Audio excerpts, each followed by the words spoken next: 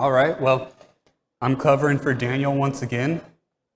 Hopefully, we make it through in one piece, and he will be here on Wednesday to follow up and fix anything I did wrong. So we're going to cover chapter 15 of Revelation this morning. And if we have time, considering it's kind of a short passage, I think it's 8 verses, we may dive a little bit into 16, just reading and reading and going through the passage just a little bit, and then Daniel can pick that up on Wednesday. Before we get too far into it, let's kind of recap where we are at this point. So we've studied Revelations chapters 1 through 3, which is the initial vision of God vision of Christ that John has, and the 7 letters to the 7 churches, which we discussed. And then that was all pretty straightforward, and then we kind of jump into the stuff that gets a little bit more complicated. Chapters 4 and 5, we have the vision of God on the throne and the scroll, which only the Lamb is worthy to open. And then from the scroll, we have the 7 seals, and it's God's judgment on earth.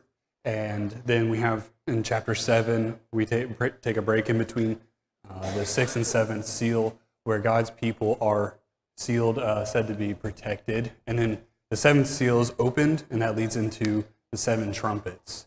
7 trumpets is God's wrath on earth. Excuse me, and it says, a third here, a third there, a third. And then we move on to the witness. And then the 7th trumpet brings the eternal kingdom of Christ in 11. And then starting in chapters 12, we kind of have a shift a little bit to a different, what Daniel has said, a little bit different section of Revelation. And we start with the war in heaven that spills onto earth. We have the dragon seeking to devour the child, and then going after the child's mother, which we talked about previously. And so that gets us up to where we're at. So 15 starts, as Daniel talked about on Wednesday, is that in the realm of the sevens, where we had the 7 seals, the 7 trumpets, we also had the 7 signs, which he talked about 1 through 6 on Wednesday. And the 7th is what we're going to talk about today in chapter 15. Well, the introduction to the 7th sign. So we're going to go ahead and read chapter 15, and kind of as Daniel does, I want to just read it and get a big picture for what's going on. So Revelations 15, you can listen, you can follow along, you can close your eyes if it helps you imagine what's going on. So Revelations 15. Then I saw another sign in heaven, great and marvelous, 7 angels who had 7 plagues, which are the last, because in them the wrath of God is finished. And I saw something like a sea of glass mixed with fire, and those who had been victorious over the beast and his image, and the number of his name, standing on the sea of glass, holding harps of God. And they sang the song of Moses, the bondservant of God, and the song of the Lamb, saying, Great and marvelous are your works, O Lord God, the Almighty. Righteous and true are your ways, King of the nations. Who will not fear, O Lord, and glorify your name? For you alone are holy. For all the nations will come and worship before you, for your righteous acts have been revealed. After these things I looked, and the temple of the tabernacle of testimony in heaven was opened. And the 7 angels who had the 7 plagues came out of the temple, clothed in linen, clean and bright, and girded around their chests with golden sashes. Then one of the 4 living creatures gave to the 7 angels 7 golden bowls filled with the wrath of God, who lives forever and ever. And the temple was filled with smoke from the glory of God and from his power, and no one was able to enter the temple until the 7 plagues of the 7 angels were finished. Okay, so like I said, it's a short passage. So I copied Daniel's PowerPoint, and I forgot to change, I should say Revelation 15. Hopefully that's the only mistake. But I want to take just a few minutes and discuss with those around you what you think is going on in 15, chapter 15. Things you notice. Basically, we want to continue to use the tools that Daniel has presented in this class. We want to use, I want you to think and discuss about, put it in context of the story of Revelation. We want to be able to identify key points, characters, ideas from this text. We want to see the biblical patterns that are taking place in this passage from the Old Testament and the New Testament. And we want to consider the audience. So let's take about 5 minutes, unless if I hear the talking die down, discuss with those around you, kind of Revelations 15 fitting into the 4 tools that Daniel's discussed. All right, if we want to finish up our thoughts and we'll move on, we'll get a chance to share. Do we have microphones going around? Someone have a microphone? Okay, just in case. Oh, really? I'm not good with PowerPoint, apparently. So, don't look at that. That was all in my notes. You gave it away? Yeah, I know. It may not be that good. So, how I want to do this is I want to discuss these 4 points individually. So we'll start off with what I think is probably the easiest thing is let's talk about the text, like what we see in the text. Let's not dig too deep. As Daniel always says, it's like let's not read too deep into it. Let's not think of these as chronological events. Let's not think of this as a timeline. Let's just think about it and what we see in the passage. So the first one would be the identify key points. So what key points, key characters do we see in chapter 15? Anyone, you raise your hand, Michael, bring you a microphone. That way we can all hear. Brian, Old Faithful.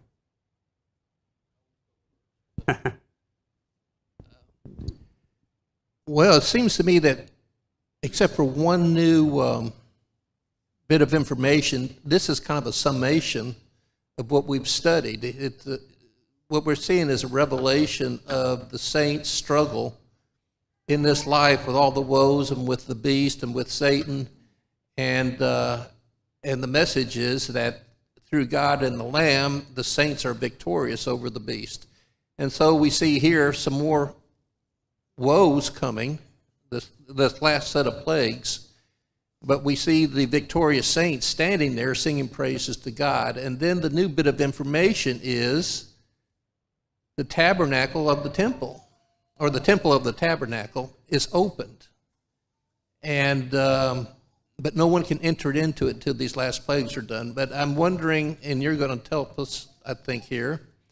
We'll see. But we have the design of the tabernacle, the holy place, which is symbolic of the church, and the most holy place, which we're told is heaven, where the presence of God is. And when Christ died, that veil was torn in two, which then gives the priest of the church access to the most holy place. And now we're seeing here that temple has been opened, but we can't enter into it until the last plagues are finished. And I don't know what that means. I think I'll hit on that a little bit and kind of be my own interpretation of it, but that'll be towards the end because that's going to be a kind of more of like the application to our life as well, kind of what I drew from it, but we'll get back around to that. Anybody else? I see Mike Tyre. So I think, and this is touching a little bit on what Brian was just talking about, but to me, like I see kind of the bookends at the beginning of the chapter, where at the beginning it seems to be talking about like the victory, you know, that despite the things like it's not there's nothing hidden, like bad things are still to come, but you can clearly see the light at the end of the tunnel, I think, and I feel like that's really important, but. Then also there at the end when it says that none can enter, like no one can enter. And so these bad things are going to happen. You can see the victory, but you are also going to have to go through these things. Even you know, the faithful are going to have to go through tribulation. So like you see the victory in the end, but you know that you're still going to have, you know, tough times ahead, I guess. Right. Anybody else? Okay. Well, we'll kind of run through these. Like I said, sorry, my PowerPoint went off the screen. I was trying to get a big font and fit everything on one screen. Kind of like we're talking about, identifying the key points. In this passage, we have pretty clearly 7 angels with 7 last plagues. The idea of 7 is that 7 is complete. We have that idea of these are the complete, and it also refers to these as the last plagues. So as you know, Mike said, we kind of have this idea of finality, and that'll be discussed more as the plagues unfold in chapter 16 and 17, but that is what we're presented. We also have characters of those who have been victorious over the beast. We've seen these characters in previous chapters. They've been there, they've been in front of the throne, they've been worshiping. We have the return of the 4 living beasts, and we have the glory of God as a presence in this chapter. And so kind of the key points from this passage are, these are the 7 last plagues. After they're done, what's left? We also have, like I said, the victorious over the beast are before the throne of God singing praises to him. And this is kind of a common thing that we've seen, and we'll kind of talk about this a little bit more here in the context of Revelation. But we have kind of this interlude, which we'll reference back to here in a minute. And we see that the temple opens, but what comes out of the temple? Well, the angels come out with the bowls, and then the beast, not the beast, one of the living beasts outside the 4 that were presented back in chapter 4 or 5, I believe it was. One fills the cups, each one of the 7, with God's wrath to go sent out on the world. And the last one, which is cut off on both screens. The temple is filled with the glory of God, as we've already discussed, and that nobody can enter it until the 7 plagues are finished. So the next one will be, cool. I'm really great at PowerPoint. Making sense of Revelation 15 and seeing biblical patterns. That's really going to annoy me. It's up there, so I'm really sorry. I put in context. Okay, that looks pretty good, right? So what biblical patterns do we see repeated from reference? This has been a big thing throughout Revelation, that it's referenced back to Ezekiel, it's referenced back to Daniel, it's referenced back to Exodus. What do we see just from a quick reading? What other stories do we see happening here in the Bible?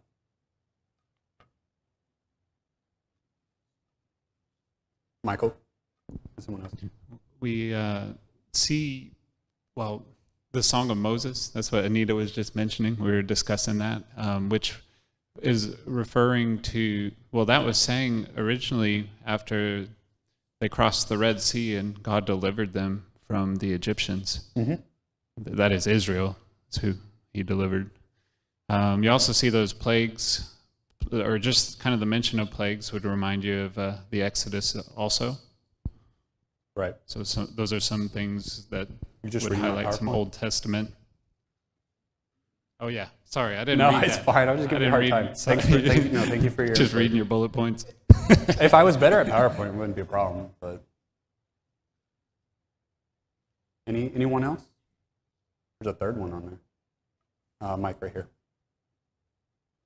I don't know that I have anything about that third one, but I was just kind of talking while we were having our discussion. Like we've had 7 seals, 7 trumpets, and now 7 bowls. Is there? I mean, I think the number 3 is often significant. Do you think that has any kind of significance here? Because we talked about, Daniel talked about this a little bit, where in Revelation they'll refer to like 3.5 years, meaning that 3.5 is half of 7. It's not 3.5, years as we see them, but 3.5 is an incomplete number, and 7 is the complete, it's whole. So like once the 7 has been met, like that's finality. I don't remember the threes. I don't remember exactly. It's here, but I don't want to say it because I don't want to be incorrect. So I'll have to pass that one to Daniel on Wednesday. Come back Wednesday. Yeah, on the third point with the smoke, smoke was what the Israelites followed in the wilderness. They followed the Lord, and he was not only fire, he was smoke. But I also noticed in Revelation 15 that man was banished from the temple while the smoke was there, and I'm not sure exactly why that was the case until after the 7 plagues were revealed. Yeah, and I'm going to try to make a guess at that, and an educated guess here towards the end. So that's the second time it's come up. I got to make sure I remember to say something. But yeah, anybody else? Brian's got his hand.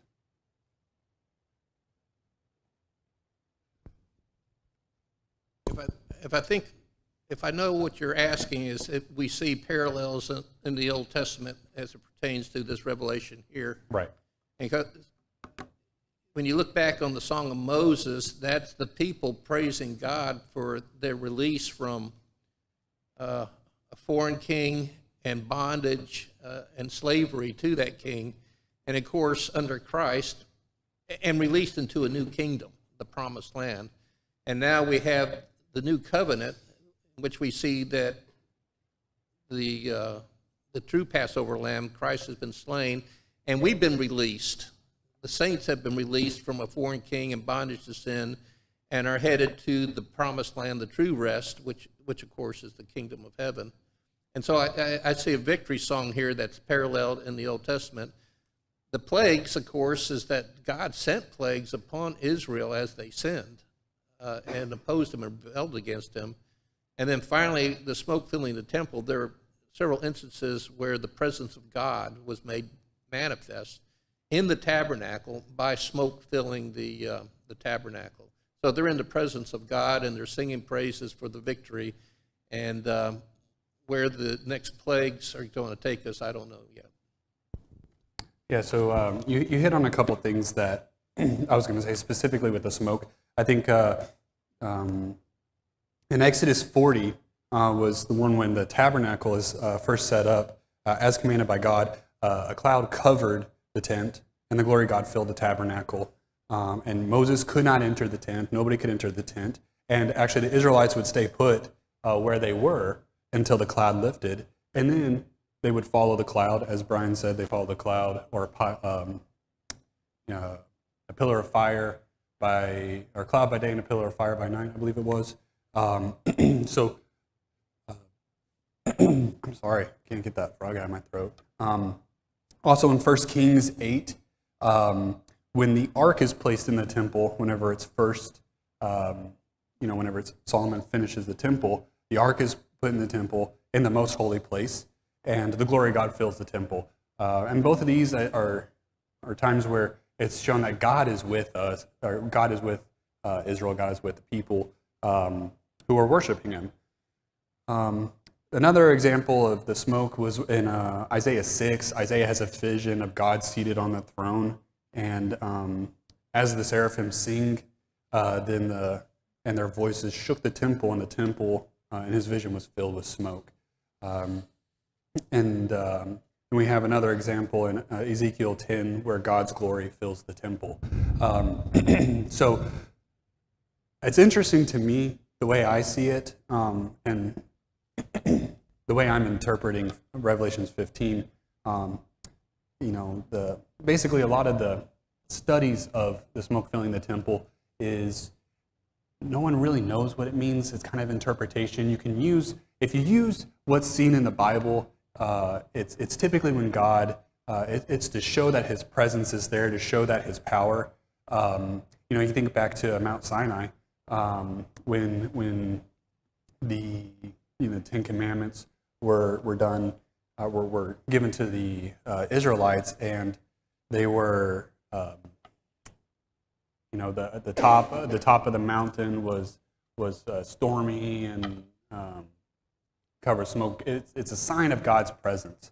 I think in a lot of these passages, it's typically a good presence, that I am with you. God is saying to his people, I am with you. But we can dive into that just a tad bit more here in a second, because we will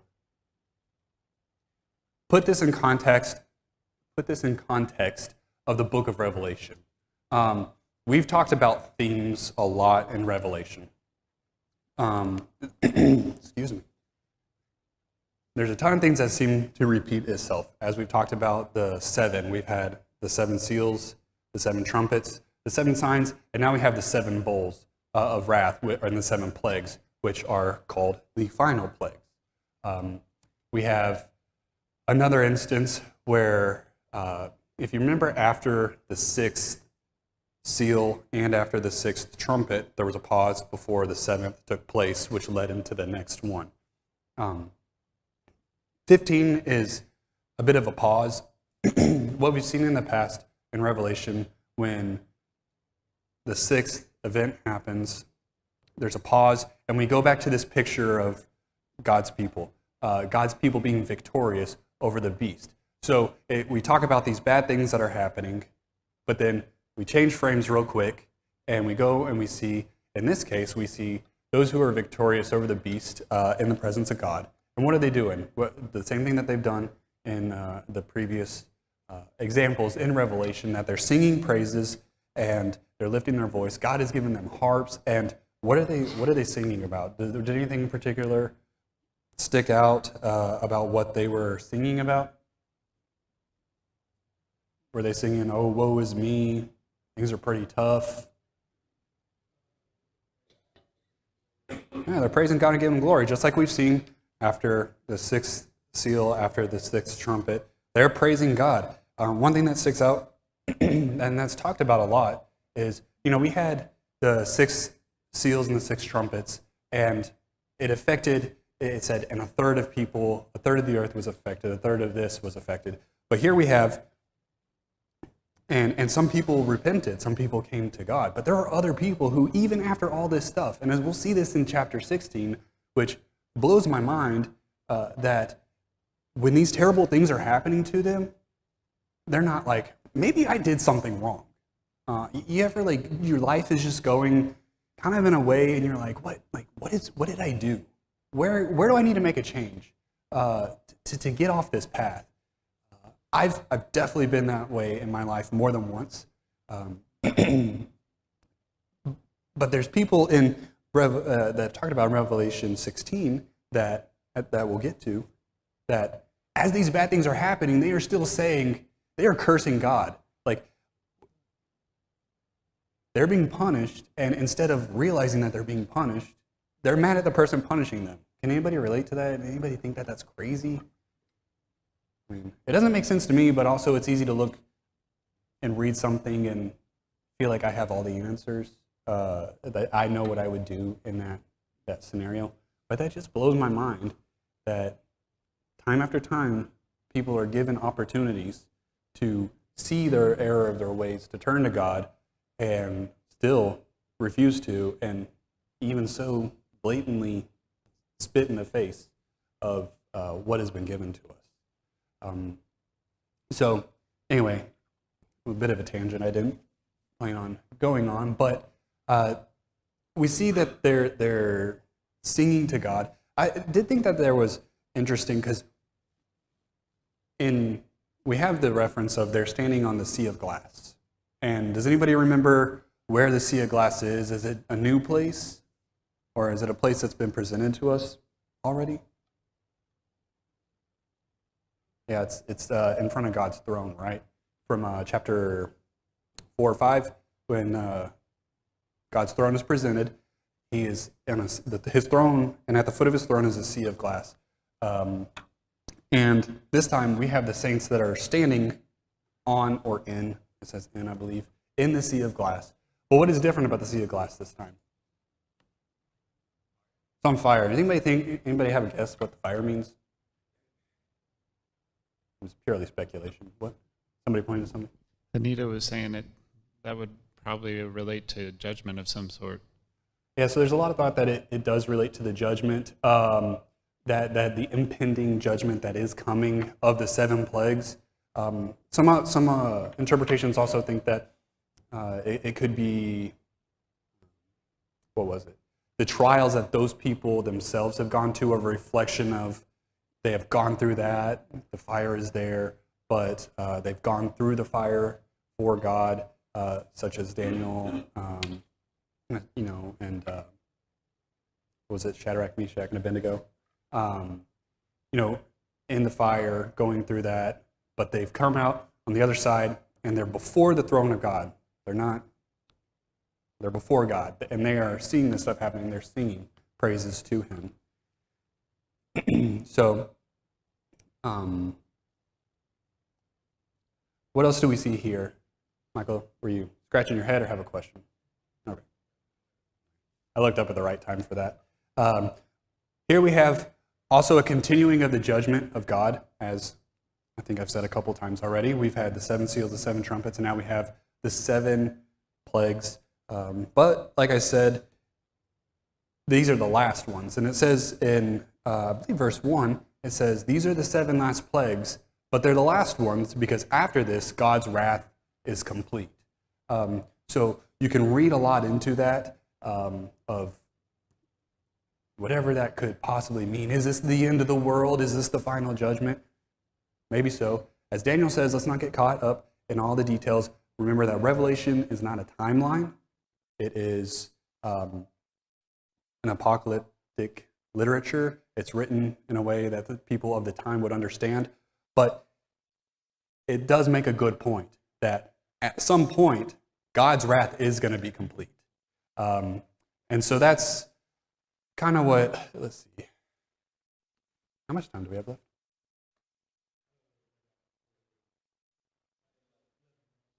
Okay. Must be talking too fast.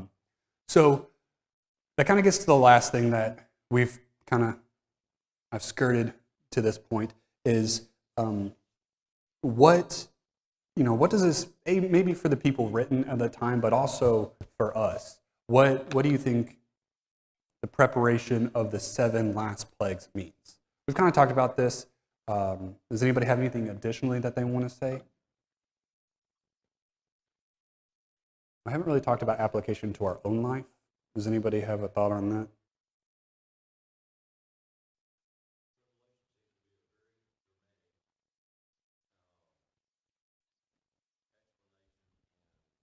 Showing of the truth that is found in Romans chapter 8, verse 37, where he says, we are more than conquerors through him who loved us.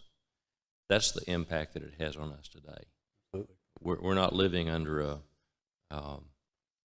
series of pagan emperors like they were in John's day when Revelation was received. But we have the same promise. We have the same Savior. He has the same power. He's presented as the one who rides forth on a white horse to conquer, and we'll be conquerors with him if we'll be faithful. Correct. Anybody else? They did have, in N.T. Wright's commentary on Revelation, on this specific chapter, he paints this pretty cool picture that I'll summarize with you of what it can mean to the first century church, but what it also could mean to us, and it's to your point that just brought it back, that imagine, think of the first century church, and they are living in pagan times. They have to worship, the society worships idols, they worship pagan gods, they worship the emperor, they worship the leader. All these factors are trying to get them to worship anything and everything but God. And it makes it hard on their life. They're persecuted. People are murdered for their beliefs. People are not capable of participating in society. They can't have jobs. They can't have money. They are poor. They are destitute. They are left out. And think about everything we've read that, especially in Revelation, you use the term conqueror. That is used so many times in Revelation that he says that they will be conquerors. Back in the letters, he says, to him who conquers. And he's reminding that these churches who are being apathetic, who are compromising, who are being persecuted, that if you keep my word, if you keep my judgments, you keep my word, you keep worshiping me, you will be a conqueror. All this stuff that we're going through that seems so tough, seems so inescapable, you will be conquerors. That's what previously in Revelation and now with those who have been through the fire, they are standing in front of God's throne. And I can't think of a better thing in life than, to be given a harp by God and be standing in front of his throne, worshiping him, singing his praises. And it's incredible that even through, and so that's what N.T. Wright's picture he painted of what's going on, that this is still a message of, I am coming. I will deliver judgment. And those who worship me will be saved, but those who don't will face my judgment, my wrath. And as we get into chapter 16, and see the judgments, the final plagues, as they're said, they do not sound pleasant.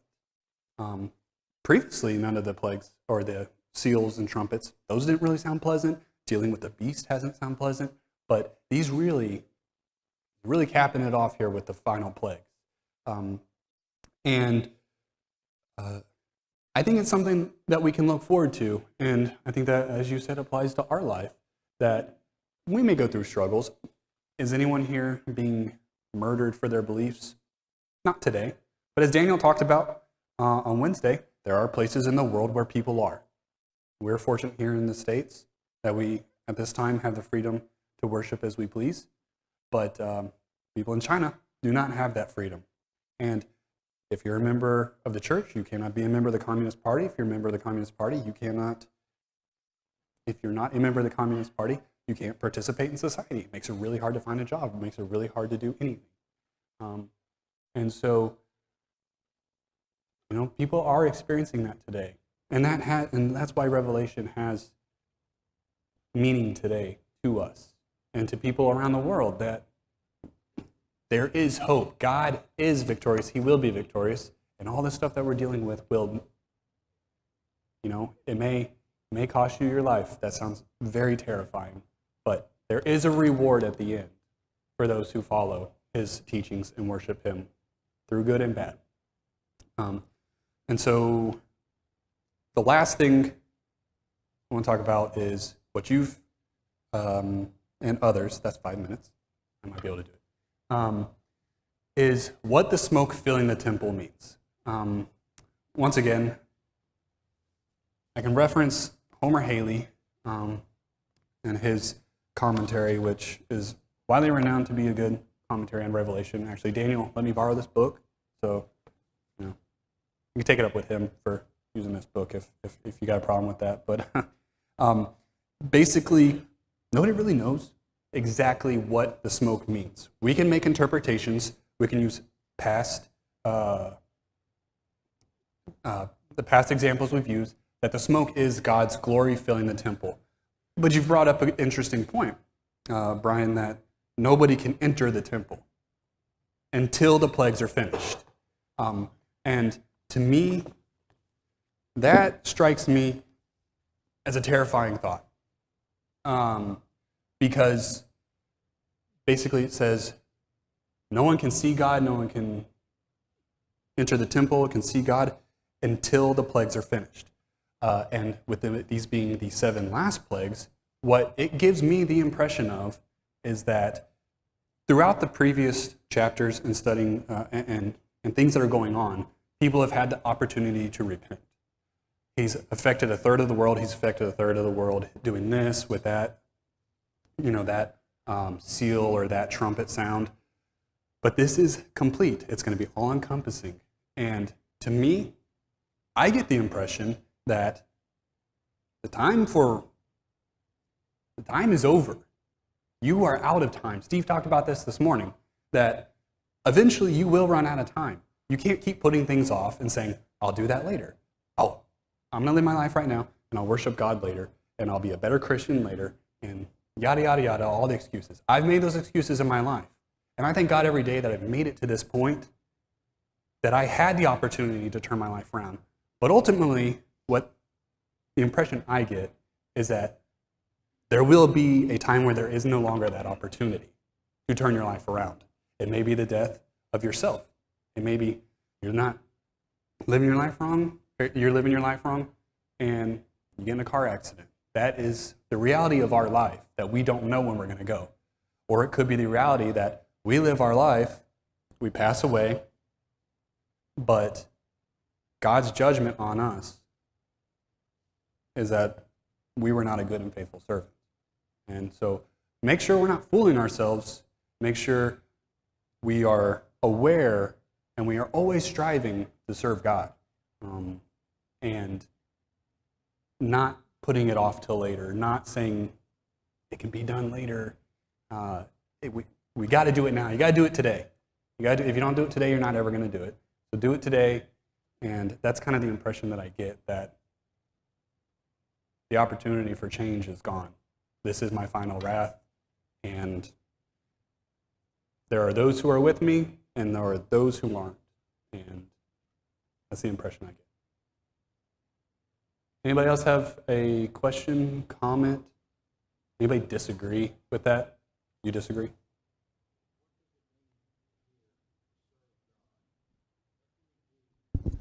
Whenever we make the decision to serve God in our lives, what do these scriptures tell us about serving God? Does Revelation tell us that, or does the Bible tell